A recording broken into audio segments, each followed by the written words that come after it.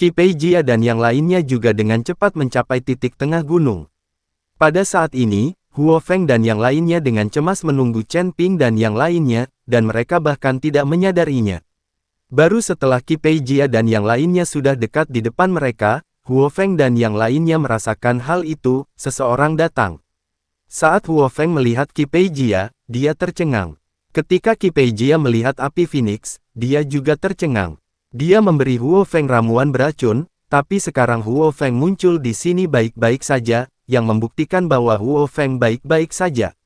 Memikirkan adegan di mana Huo Feng menyapa 3 penguasa dan 4 raja, Qi Peijia mulai berdebar kencang. Tanda seru, orang-orang dari keluarga Seng sebenarnya ada di sini. Zhou Qi tidak mengenal Huo Feng dan Bai Qian, tapi dia melihat sekilas Seng Jiahui dan Seng Jiayue. Wanita tertua dari keluarga Seng dan Tuan Muda, Zhou Qi, masih saling kenal. Lagi pula, di wilayah selatan ini, formasi dan mantra keluarga Seng cukup terkenal. Zhou Qi juga cukup akrab dengan keluarga Seng, jadi dia cukup akrab dengan keluarga Seng.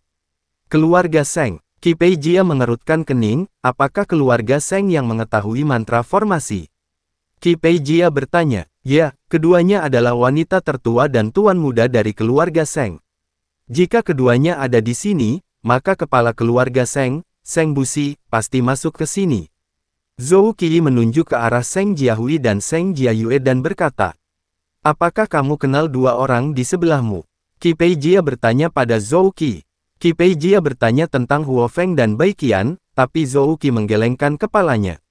Pada saat ini, Huo Feng juga sangat gugup, dia juga sangat menyadari kekuatan Qi Peijia, sekarang hanya Bai Qian yang ada di sini, hampir tidak mungkin bagi mereka untuk menghadapi Qi Peijia. Terlebih lagi, orang ini mengejar Chen Ping, jika dia tahu Chen Ping ada di sini, itu akan merepotkan. Bai Qian menatap Qi Peijia, merasa sedikit terkejut di dalam hatinya, dia tidak menyangka bahwa Qi Peijia, di usia yang begitu muda, telah mencapai alam kesengsaraan tingkat 8. Orang ini adalah orang yang ingin memburu tuannya. Jangan biarkan dia tahu bahwa tuannya ada di sini. Di dalam, Huo Feng berbisik pada Bai Qian. Saat Bai Qian mendengar ini, dia menjadi sedikit gugup. Dia tahu bahwa Chen Ping sangat patuh akhir-akhir ini dan melayaninya dengan nyaman setiap hari hanya untuk memanfaatkan kekuatannya. Tapi Bai Qian tidak menyangka pria yang mengejar Chen Ping itu begitu kuat, jika terjadi perkelahian, dia tidak akan menjadi tandingannya. Untuk sesaat, kedua pihak saling memandang dengan tenang, dan tidak ada yang berbicara lebih dulu. Qi Peijia juga merasa gugup saat ini, terutama karena ada Bai Qian di samping Huo Feng, seorang biksu tingkat 7 di alam kesengsaraan. Jika para master binatang sebelumnya ada di sini, Qi Peijia tahu bahwa dia tidak punya pilihan selain melarikan diri. Dia benar-benar tidak dapat memahami bagaimana Huo Feng, seseorang yang belum mencapai alam kesengsaraan, begitu menghormati para biksu alam kesengsaraan tingkat ke-7 ini. Pemimpin geng, keluarga Seng ada di sini. Mungkin mereka telah menemukan sesuatu. Saya pikir kita harus mengendalikan keluarga Seng terlebih dahulu, dan kemudian memaksa keluarga Seng untuk dimanfaatkan oleh kita. Zhou Qi ingin Qi Peijia mengambil tindakan, menangkap Seng Jiahui dan Seng Jiayue, lalu menggunakannya untuk mengendalikan seluruh keluarga Seng dan membiarkan keluarga Seng membuka jalan di depan. Pasti akan ada formasi di puncak gunung ini, hanya agar keluarga Seng memimpin dan menjadi umpan meriam. Dalam hal ini, geng Tianming mereka tidak akan mati, lagi pula, mereka telah kehilangan beberapa anggota dalam perjalanannya. Jangan lakukan apapun. Ketika Qi Peijia mendengar ini, dia sangat ketakutan hingga tubuhnya sedikit gemetar dan dia berteriak untuk berhenti. Pemimpin geng, kita banyak sekali, apakah kita masih takut pada mereka? Zhou Qi Feng bingung. Diam. Qi Peijia memelototi Zhou Qi begitu keras sehingga Zhou Qi tidak berani berbicara lagi. Setelah kedua belah pihak terdiam beberapa saat, Qi Peijia perlahan mundur dan kemudian menuju ke puncak gunung. Tanda seru. Zhou Qi tertegun sejenak, tapi masih pergi bersama Qi Peijia. Menunggu Qi Peijia dan yang lainnya pergi, Huo Feng dan Bai Qian menenangkan hati mereka. Kedua bersaudara, Seng Jiahui dan Seng Jiayue, juga berkeringat deras saat ini. Mereka juga telah mendengar bahwa geng Tianming melakukan segala macam kejahatan, dan sekarang mereka berdua takut geng Tianming tiba-tiba mengambil tindakan. Sekarang pihak lain pergi tiba-tiba tanpa berkata apa-apa, yang membuat kakak beradik itu merasa seperti mereka selamat dari bencana. Seng Jiahui dan Seng Jiayue memandang Huo Feng dan Bai Qian. Mereka menduga pihak lain tidak mengatakan apa-apa dan berbalik untuk pergi. Mereka pasti takut pada kedua orang ini. Bagaimanapun, kekuatan Bai Qian berada di alam kesengsaraan tingkat ke-7, jadi tidak mudah untuk menghadapinya. Huo Feng, kenapa mereka pergi? Bai Qian bertanya dengan bingung. Bagaimana aku tahu? Huo Feng juga sedikit bingung saat ini. Dia mengira Qi Peijia akan sangat marah saat melihatnya sehingga dia akan menyerang dirinya sendiri. Lagi pula, beberapa waktu lalu, saya baru saja meminta Raja Kera dan yang lainnya untuk memberi pelajaran pada Qi Peijia.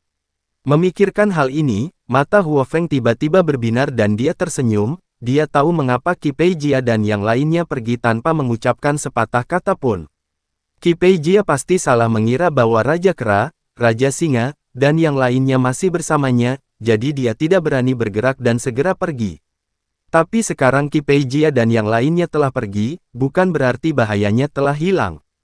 Chen Ping dan yang lainnya belum keluar. Jika mereka bertemu lagi setelah keluar, Qi Peijia pasti akan mengambil tindakan tanpa ragu-ragu. Bagaimanapun, Qi Peijia mengejar Chen Ping. Sekarang Huo Feng hanya bisa menunggu Chen Ping keluar, lalu beritahu dia situasinya dan pergi dari sini secepat mungkin. Tanda seru. Pada saat ini, Chen Ping, yang sedang berlatih, merasakan energi abadi di sekitarnya secara bertahap menjadi berkurang. Ketika dia membuka matanya dan melihat, dia menemukan bahwa rumput abadi telah layu, dan garis-garis pada telur binatang roh memancar, cahaya yang menyilaukan. Apakah telur makhluk roh ini akan menetas?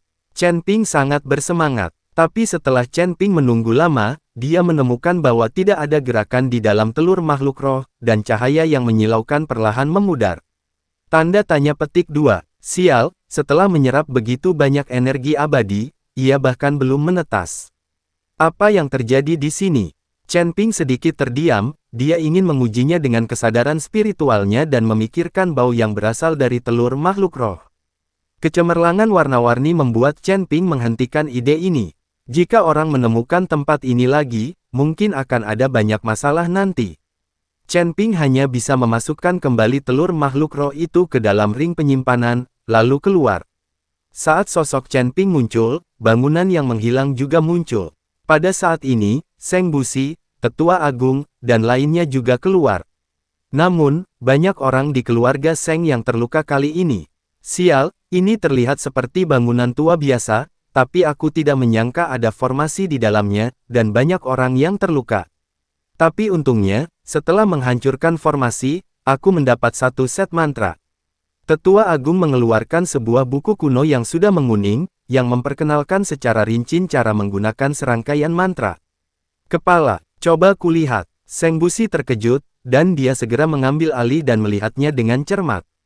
Setelah beberapa saat, Seng Busi tampak begitu bersemangat sehingga dia berlutut di tanah dan mengetuk buku kuno itu. Hahaha, ini mantra dari Sekte Tianfu. Kami ortodoks, dan keluarga Seng kami adalah keturunan ortodoks dari Sekte Tianfu. Seng Busi membenturkan kepalanya lebih dari 10 kali berturut-turut. Ketika anggota keluarga Seng yang lain mendengar ini, mereka semua berlutut dan beribadah di tanah. Bahkan tetua yang memperoleh mantra itu pun tampak bingung. Ketika Chen Ping mendengar kata-kata Sekte Tianfu, dia juga tercengang dan berkata kepada Seng Busi, "Tuan Seng, saya ingin tahu apakah Anda mengizinkan saya melihatnya?" Tentu saja, Seng Busi mengangguk, lalu dengan hati-hati menyerahkan buku kuno itu kepada Chen Ping.